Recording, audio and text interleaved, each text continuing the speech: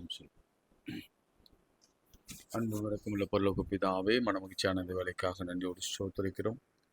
நாங்கள் நிற்பதும் நிர்மலமாக இருப்பதும் கர்த்தருடைய கிருபையே. உடைய இறக்கங்களுக்கு முடிவில்லை, அவை காலை தரும் புதிதாக இருக்கிறதுக்காக ஸ்தோத்திரம்.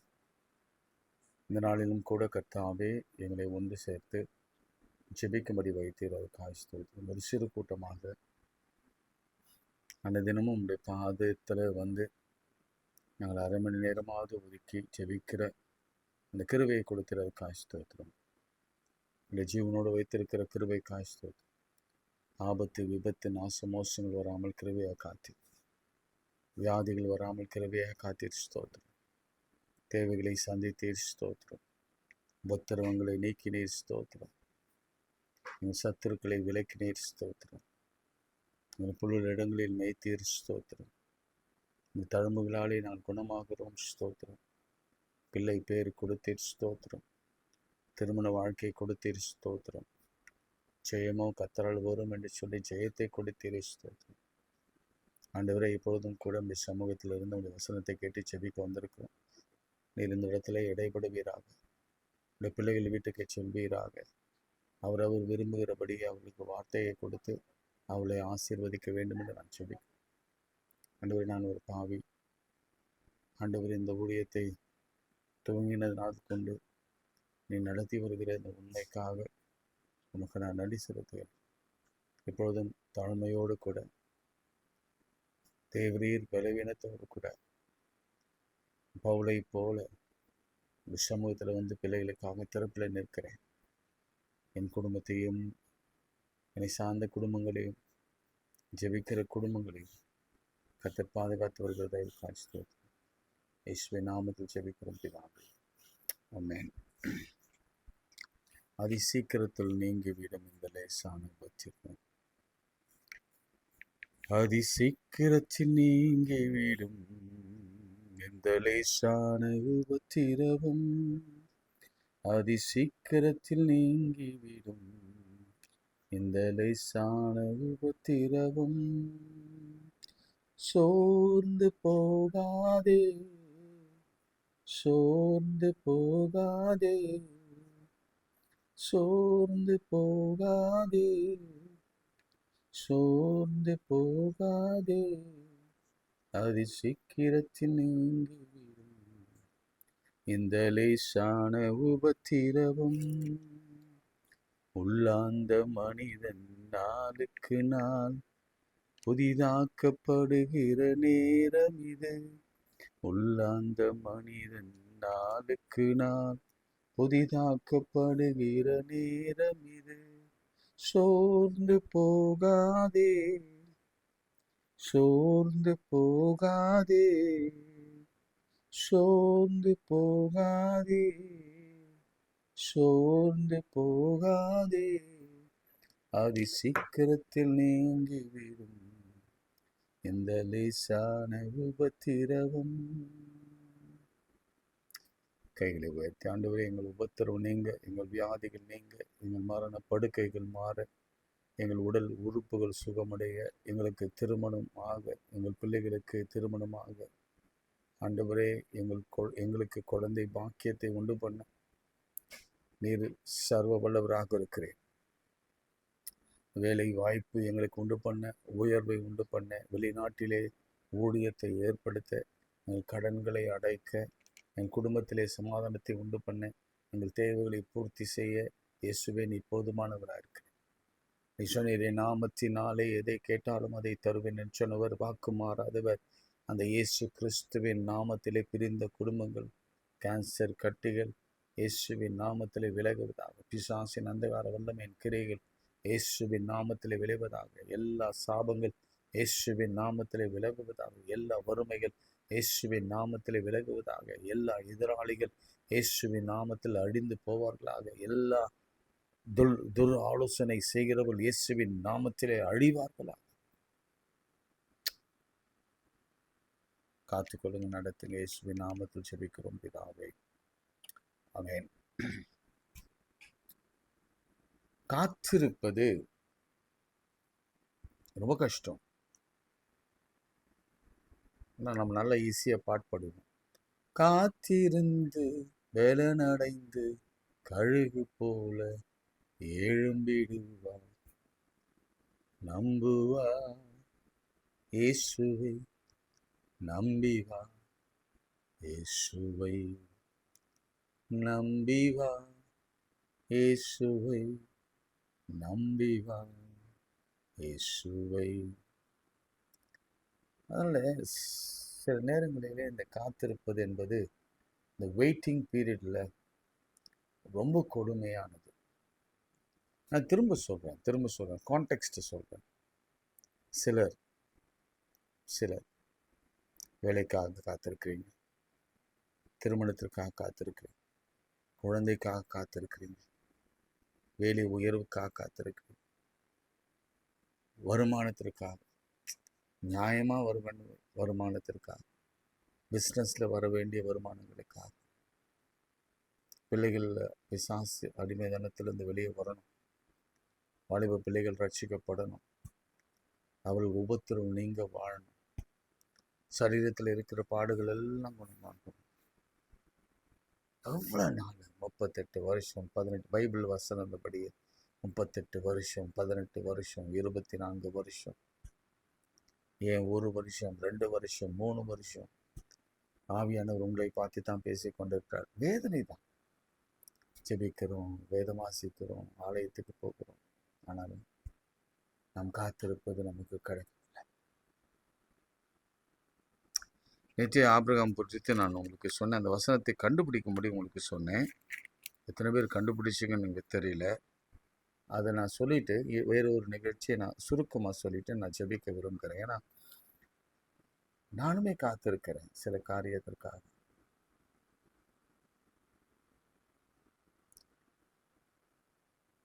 நமக்காக உண்டு பண்ணினதை அவர் தர காத்திருக்கிறார். அவரும் காத்திருக்கிறார். ஸோ இது எப்பொழுது இணையும்? அந்த கேள்விதான் நமக்கு. எப்பொழுது அவர் காத்திருந்து நமக்காக செய்து காத்து வைத்திருக்கிறத நமக்கு எப்போ கொடுப்பார்? நாம் காத்திருந்து நாம் எப்பொழுது பெற்றுக்கொள்ள போகிறோம் என்பதுதான் இந்த நாளின் காலை வழியில் நமக்கு ஒரு பெரிய கேள்விக்குறியாக இருக்கிறது. நாம ஏன் இப்போ நமக்கே இவ்வளோன்னா, இப்போ பாருங்க, இந்த வசனத்தை வாசிக்கும் பொழுது உங்களுக்கு அவ்வளோ ஆச்சரியமா இருக்கும். ஆதியாகமம் ஜெனசிஸ் 15th சாப்டர்ல இந்த காரியங்கள் நடந்த பின்பு, எந்த காரியங்கள்னா அது இதுக்கு முந்தி இருக்கிற அதிகாரத்தை நீங்க வாசித்தா உங்களுக்கு அது உங்களுக்கு புரியும். கர்த்தருடைய வார்த்தை ஆபிரகாமுக்கு தரிசனத்தில் உண்டாகி,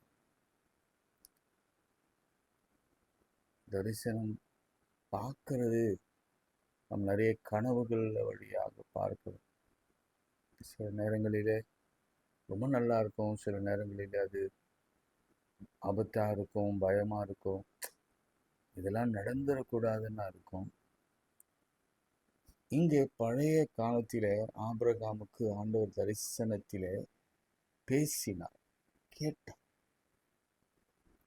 தரிசனமாகி அவர், ஆபிரகாமே நீ பயப்படாதே,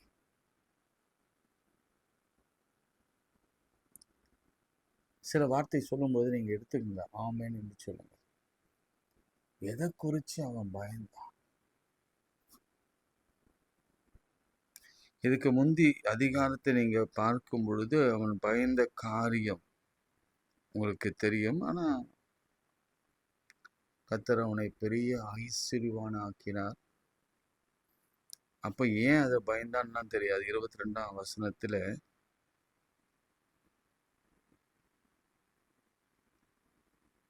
ஆபிரகாமை ஐஸ்வர்யவான் ஆக்கினேன் என்று நீ சொல்லாதபடிக்கு நான் ஒரு சரட்டை ஆகிலும் பாதரட்சியின் வாராய் ஆகிலும் உனக்கு உண்டான யாதொன்றையும் நான் எடுத்துக்கொள்ளேன் என்றான்.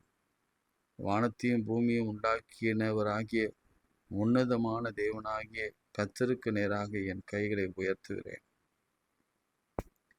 அவன் சொல்றான், நீ கொடுத்து நான் பணக்காரன் ஆகுறது எனக்கு விருப்பம் இல்லை. அவர் கொடுத்து நான் பணக்காரன் ஆகணும், அதுதான் எனக்கு விருப்பம். சரி, போகட்டும். ஆண்டவர் சொல்றார், நான் உனக்கு கேடகம், உனக்கு மகா பெரிய பலனமா இருக்கிறேன். சொல்லுங்க, என்னோட கூட சேர்ந்து சொல்லுங்க. ஆண்டவர் என்ன சொல்றாருன்னா, நான் உனக்கு கேடகமும் உனக்கு மகா பெரிய பலனுமாயிருக்கிறேன். ஸ்ட்ரென்த்.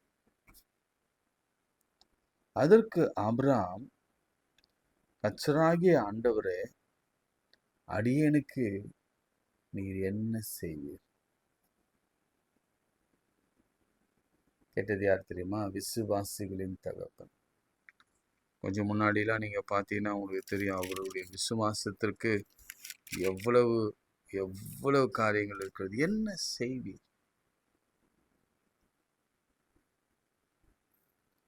சந்தேகம் வந்துருச்சுன்னா, நான் நேற்றே சொன்னேன், சந்தேகம் வந்தால் நம்ம ஜெபிக்க போறதில்ல, ஜெபிக்க முடியாது. சந்தேகம் வந்துருச்சுன்னா எந்த கேள்வி இயல்பாக நமக்கு வரும்? ஃபர்ஸ்ட் கேள்வி. சில கேள்விகள் தான் நான் உங்களுக்கு முன்பாக வைக்க போகிறேன். ஆண்டவருடைய தாசர்கள் கேட்ட கேள்வி, எனக்கு என்ன செய்வீர்? நம்பி வந்தான். ஆனா இப்ப கேட்கிற கேள்வி என்ன தெரியுமா? எனக்கு என்ன செய்வீர்? இப்ப ஆண்டவத்துல நீங்க கேளுங்க, எனக்கு என்ன செய்வீர்? எனக்கு என்ன செய்வீர் ஆண்டவரே? எனக்கு என்ன செய்வீர்? எவ்வளவு பிரச்சனைகள் மத்தியில, நான் திரும்ப திரும்ப அந்த வார்த்தைகளை சொல்ல விரும்பல. எவ்வளவு சூழ்நிலைகள் மத்தியில, எவ்வளவு குழப்பங்கள் மத்தியில, எவ்வளவு வியாதிகள் மத்தியில, எவ்வளவு வறுமைகள் மத்தியில, இழப்புகள் மத்தியில, தோல்விகள் மத்தியில, குழப்பங்கள் மத்தியில, இயலாமையின் மத்தியில, வறுமையின் மத்தியில, மலட்டு தன்மை மத்தியில எனக்கு என்ன செய்வேன்? இன்னைக்கு நான் உள்ளத்தின் பாரத்தோடு நான் பேசுகிறேன். என்னையா செய்வீங்க? என்ன செய்வீங்க? என்ன செய்வீங்க? அதற்கு நான் பிள்ளை இல்லாமல் இருக்கிறேன். தமஸ்கு ஊரானாகிய இந்த எலியேசர் என் வீட்டு விசாரணைக்காரனாய் இருக்கிறானே.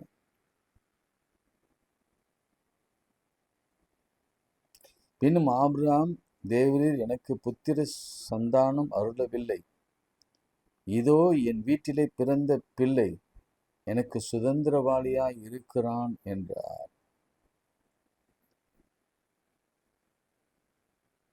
சொல்றாரு, எனக்கு பிள்ளையே இல்லை, பிள்ளைகளே இல்லை, பிள்ளை இல்லை.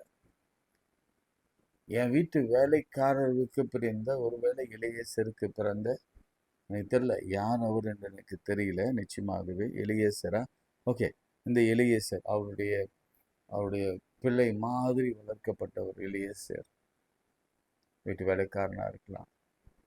இவரை அடாப்ட் பண்ணிக்கிட்டோமா அப்படின்னு ஆண்டு இடத்துல கேட்கிறார். இவன் என் வீட்டிலே தான் வளர்ந்தான், இவனை நான் எடுத்துக்கிட்டோமா, தத்தெடுத்துட்டோமா? இது என்ன வறட்சியின் வார்த்தையை கவனிங்க. தான் உண்மையா நம்ம இது மாதிரி நிறைய பேசியிருக்கிறோம்ல. ஆண்டவரே, காத்திருந்தேன், நீ என்ன செய்ய போகிறீர்? சரி, இந்த லைஃப் ஸ்டைலை நான் அப்படியே கண்டினியூ பண்ணிக்கிறேன். குழந்தை இல்லாமல், திருமணம் ஆகாமல், வேலை இல்லாமல், ஏன் தலைமலை சத்துருக்கள் ஏறி போயிட்டே இருக்கிறாங்க. ஐயோ ஐயோ, குனிய குத்தி கொண்டே இருக்கிறாங்க. ஓகே ஆண்டவரே, பழகிச்சு. சரி, ஓகே, என்ன பண்ணுறோம்? இருக்கிறத வச்சு அட்ஜஸ்ட் பண்ணுறோம். என் வீட்டில் இருக்கிறத வச்சு அட்ஜஸ்ட் பண்ணுறோம். ஒன்றும் இல்லை ஆண்டவரே, என்கிட்ட இருக்கிறது என்னவோ அதை வச்சு நாங்கள் வாழ்ந்துக்கிறோம், ஒன்றும் இல்லை. சில நேரங்களில் இந்த ஒரு சூழ்நிலைக்கு நாம் வந்துடுவோம். ஆமாம், என்ன ஆச்சு? எல்லாத்தையும் பார்த்தாச்சு, எல்லாம் ட்ரை பண்ணியாச்சு, எதுவும் கெட்டாச்சு. எல்லா முயற்சியும் எடுத்தாச்சு, ஆனால் கிடைக்கவே இல்லை. இப்போ ஆண்டவர் ஒரு முறை வந்து இப்போ ஆண்டவர் வந்து பேசுகிறார் உங்ககிட்ட. பா, நான் உன்னோடு, நீ பயப்படாதே, நான் உனக்கு கேடகமும் உனக்கு மகா பெரிய பலனுமாக இருக்கிறேன் அப்படின்னு சொல்கிறார். இப்போ உங்களை பார்த்து சொல்கிறார், என்னை பார்த்து சொல்கிறார். அப்பா பயப்படாதப்பா, உன் சுச்சுவேஷன்லாம் எனக்கு புரியுது, நான் உனக்கு கேடகமாக இருக்கிறேன், உன்னை யாரும் எதிர்த்து நிற்க முடியாது, பலமாக இருக்கிறேன், நீ கவலைப்படாத அப்படின்னா நமக்கு என்ன தோணும்?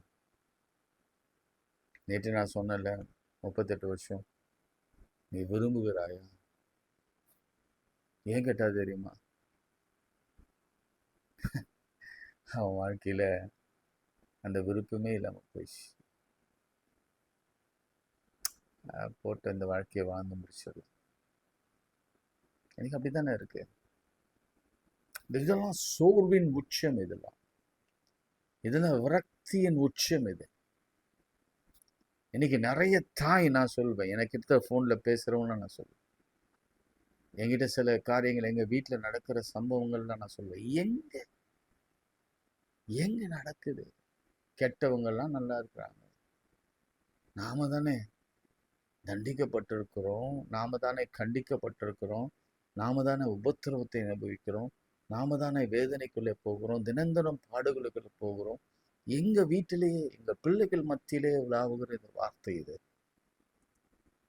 ஒரு ஊழியக்காரன் குடும்பத்திலே வருகிற வார்த்தை இது. சுத்தி சுத்தி பிரச்சனை, ஒரு நாள் விடாம பிரச்சனை. அப்போ என்ன செய்யுது? என்ன செய்வோம்? நாங்கள் காத்திருக்கிறோம், காத்திருக்கிறோம், காத்திருக்கிறோம். அப்போ ஒரே சொல்யூஷன் தான். ஆபிரகாமுக்கு எனக்கு ஒரே சொல்யூஷன் தான். என்னன்னா, ஆண்டவரே நீங்க என்ன கொடுக்குறீங்க? 5 அப்பமா 2 அப்பமா, அல்லது கொஞ்சம் எண்ணெயா, கொஞ்சம் மாவா, கொஞ்சம் ஆஸ்தியா, கொஞ்சம் வீடா, கொஞ்சம் காரா, கொஞ்சம் பைக்கா, இதுக்கு மேலே எனக்கு ஒன்றும் அவசியம் இல்லை. சரீரத்தில் கொஞ்சம் பலனா போதும், அதுக்கு மேலே எனக்கு விருப்பம் இல்லை.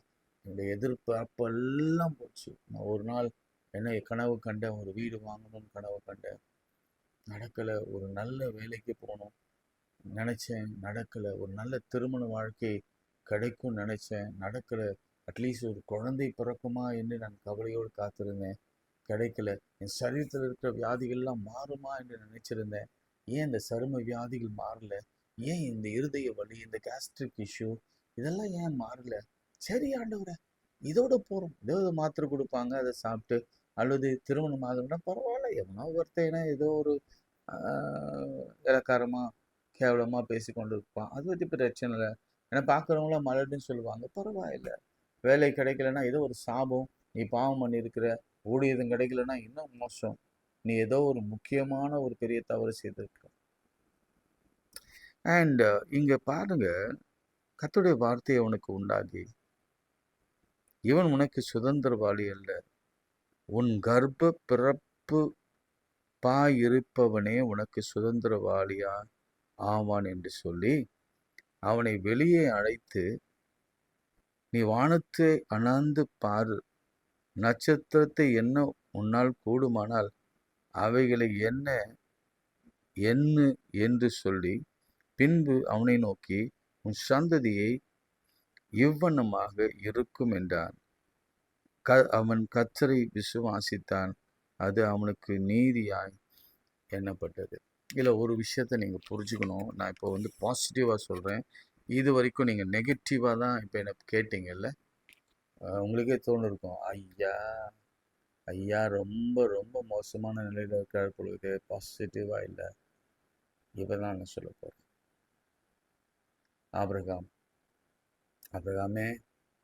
அப்ரஹாம் இல்லை, அப்போ அப்ரஹாமே, நீ என்னத்தை பார்க்குற?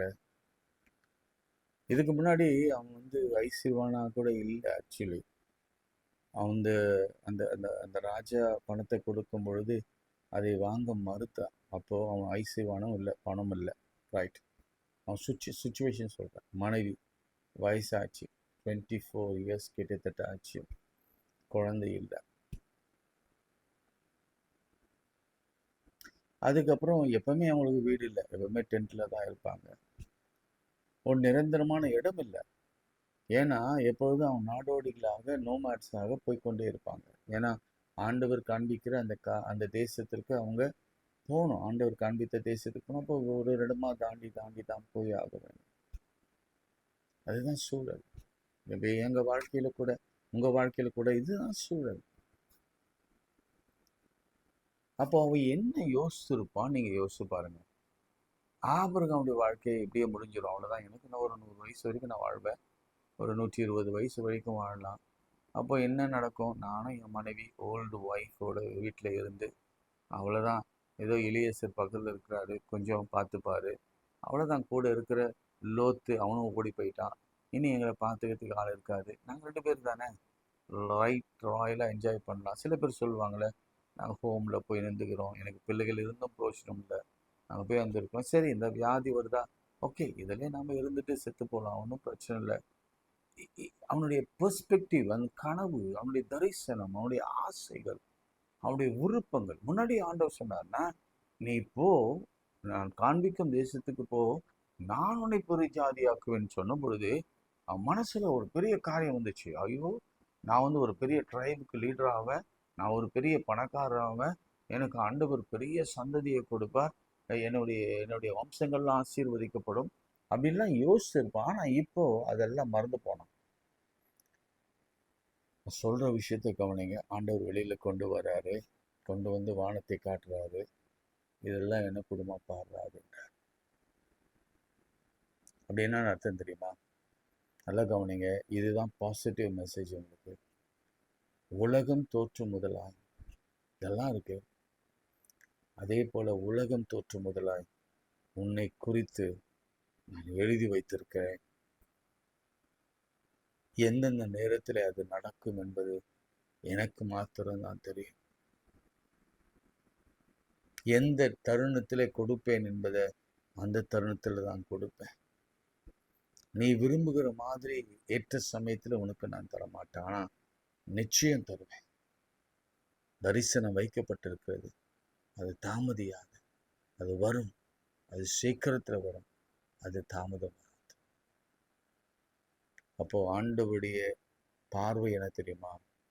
அவனுக்கு ஒரு மனைவி, அந்த மனைவிக்கு ஒரு பிள்ளை ஈசாக்கு, அந்த பிள்ளைக்கு ஒரு மனைவி ரெபேக்கா, அந்த மனைவிக்கு 2 பிள்ளைகள், 2 நேஷன், அந்த 2 நேஷன்லேருந்து 12 கோத்திரங்கள், அந்த 12 கோத்திரங்களில் இப்பொழுது இருக்கிற இஸ்ரேல், அதன் பிறகு இயேசு கிறிஸ்து, அதன் பிறகு நாம் எல்லாரும்.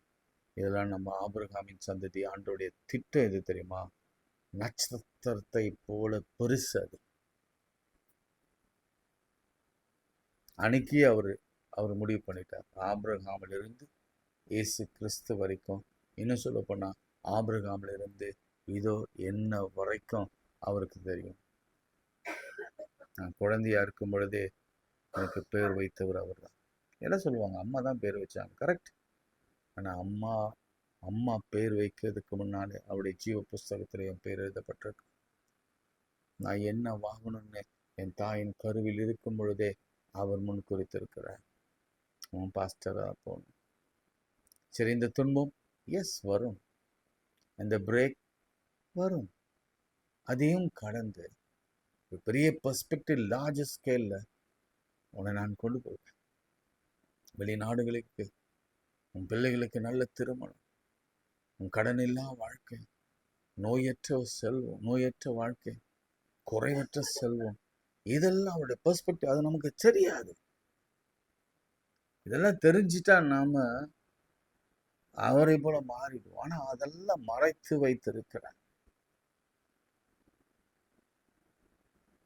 எண்ணி முடியாத அதிசயம், அற்புதங்களை அவர் செய்கிறவர். நம்மளால சிந்திச்சு கூட பார்க்க முடியாத காரியங்களை செய்கிறார். அதனால திடம் கொள்ளுங்க, தைரியப்படுங்க, என்ன செய்வீர் என்று கேளுங்க, தப்பில்லை. ஆனால் ஆண்டவர் சொல்ற பதில் என்ன? நட்சத்திரத்தை பாருப்பா, இது உண்டாக்குறதுக்கு முன்னாலே இல்லை, அதற்கு முன்னாலே நான் உன்னை முன் குறித்து இருக்கிறேன். அவனை எப்படி உருவாக்குன பவுல் யோ யோகத்தில் கேட்பார், இதெல்லாம் எப்படி வந்துச்சு உனக்கு தெரியுமாப்பா? இதெல்லாம் எப்படி ஹேங் ஆகுது உனக்கு தெரியுமா? எப்படி அது காற்றில் நிற்குது தெரியுமா? உங்களுக்கு என்னை பற்றி ஒரு திட்டம் உண்டு. எப்போ கல்யாணம் ஆகும், எப்போ குழந்தை பிறக்கும், எப்போ வேலை கிடைக்கும், எப்பொழுது திருமணம் முறிவு சரியாகும், எப்பொழுது கடன் அடைக்கப்படும், எப்பொழுது எல்லாம் நடக்கும் என்று அவருக்கு தெரியும். இதோ கொஞ்ச காலத்தில், அதனால தான் அந்த பாடலை பாடின, அதி சீக்கிரத்தில் நீங்கிவிடும் இந்த லேசான உபத்திரவம். ஜெபம். ஆண்டவரே, எங்களுக்கு கேடகமும் மகா பெரும் பலனாயிருப்பீர் என்று சொன்னீர். எனக்கு என்ன செய்வீர் என்று கேட்டவனுக்கு உன் கர்ப்ப பிறப்பு அது வானத்து நட்சத்திரத்தை போல கடலின் மணலை போல இருக்கும். அந்த அந்த பெரிய லார்ஜர் ஸ்க்ரீன் பிளே, அந்த வந்து அந்த அந்த அந்த ஸ்டோரி எண்டிங் அவனுடைய வாழ்க்கையில் ஈசாக்கு, இஸ்மவேல், ரெபேக்கா, யாக்கோபு, ஈசாக்கு என்று பலர்லாம் வராங்க. இயேசு கிறிஸ்து வரைக்கும், இவன் நின்று நம்ம வரைக்கும் ஆண்டவருடைய தொலைதூர பார்வை இருக்கிறது. அது மாதிரி ஆண்டவரே எங்களை நடத்துகிறீர், ஸ்தோத்திரம். இன்னைக்கும் கூட சொல்கிறேன், இந்த 38 இயர்ஸ் முடிஞ்சிச்சு, 24 இயர்ஸ் முடிஞ்சிச்சு, 18 இயர்ஸ் முடிஞ்சிச்சு, 12 இயர்ஸ் முடிஞ்சிச்சு. இன்னைக்கு நீங்கள் நினைச்சதெல்லாம் எங்களுக்கு வரப்போகுது. இது வரைக்கும் நாங்கள் பட்ட கஷ்டங்கள் எல்லாம் போக போகுது. நீங்கள் எங்களுக்காக குறித்ததை நிறைவேற்றுவீர், எங்களுக்காக முன் குறித்ததை நீ நிறைவேற்றுவீர், எங்களுக்காக ஆயத்தம் பண்ணதை என்று கொடுப்பீர், எங்களுக்காக நீங்கள் தயாரித்து வைத்ததை கொடுப்பீர், எங்களுக்காக உண்டு பண்ணதை நீங்கள் கொடுப்பீர், பரலோகத்தில் எங்களுக்காக எல்லாவற்றையும் செய்து வைத்ததை எனக்கு கொடுப்பீர். இயேசுவின் நாமத்தில் ஜெபிக்கிறோம் நல்ல பிதாவே, ஆமென். நமது ஆண்டவராக இயேசு கிறிஸ்துவின் கிருபை, பிதாவாகிய தேவனுடைய அன்பு, பரிசுத்தாவின் ஐக்கியம் நம் அனைவரோடு மீண்டும் மீண்டும் சதாக்கள் நிலைத்திருப்பதாகும். ஆமென். God bless you. பிரியமானவர்களே, இதை நீங்கள் நிறைய பேர் ஷேர் பண்ணுங்கள். இப்போது கொஞ்சம் நீங்கள் ஷேர் பண்ணுறதை நிறுத்திருக்கிறீங்க போல தெரியுது எனக்கு. ஏன்னா கொஞ்சம் வியூவர்ஸ் குறைஞ்சிருக்கிற மாதிரி ஒரு ஃபீலிங். சம்மரில் எல்லாம் ஊருக்கு போயிட்டீங்களான்னு தெரியல. ஊருக்கு போனாலும் சரி, நீங்கள் அங்கே பார்க்கலாம். நானுமே ஹாலிடேயில் தான் இருக்கிறேன். பட்டு ஆண்டவருடைய ஊழியத்திற்கு ஹாலிடே விடவே முடியாது. 24/7 நான் வேலை பண்ணி தான் ஆகணும். அதனால தான் இப்பொழுதும் கூட நான் விடுமுறையில் இருந்தாலும் கூட அந்த ஜெபத்தை நான் எப்படியாவது தொடர்ந்து நடத்த வேண்டும் என்று விரும்புகிறேன். எனக்காக ஜெபித்து கொள்ளுங்க. ஆண்டவருடைய வசனத்தை விதைக்கும் பொழுது தான் களைகளும் விதைக்கப்படுகிறது. என் வாழ்க்கையில் நிறைய களைகள் விதைத்து இருக்கிறான் பிசாசு. அதனால் அந்த களைகள் எல்லாம் அழிக்கப்பட வேண்டும் என்பதை நீங்கள் எனக்காக ஜெபம் பண்ணுங்க. என் மனைவிக்காக, அவங்களுக்கு இன்னும் சேலரி வரல, அவங்களுடைய சேலரி வரணுன்றதுக்காக ஜெபம் பண்ணுங்க. என் மகளுக்காக ஜெபம் பண்ணுங்க. கல்லூரி படிப்பு இன்னும் 2 மாதத்தில் வெற்றியாக முடிக்கணும். நிறைய அங்கே காலேஜில் பாலிடிக்ஸு, கிறிஸ்தவ பிள்ளைகளுக்கு விரோதமாக இருக்கிற பிரின்சிபல், அதுக்காக ஜெபம் பண்ணிக்கோங்க. அதனால் நம்ம பிள்ளைகள் ஒடுக்கப்படுகிறாங்க. மகனுக்காக ஜெபித்து கொள்ளுங்க. அவனுக்கு ஒரு நிரந்தர ஜாப் கிடைக்கணும். இந்த ஊழியத்தை நீங்கள் இம்மட்டமாய் தாங்குறங்க. ஜெபத்தில் சிலர் உதவி செய்கிறீங்க, ரொம்ப நல்லது. கொஞ்சமாக கூட செய்யுங்க, ஒன்றும் பெரிய பிரச்சனை இல்லை. ஆனால் இதற்கு நீங்கள் உங்கள் பங்களிப்பை கொடுங்க.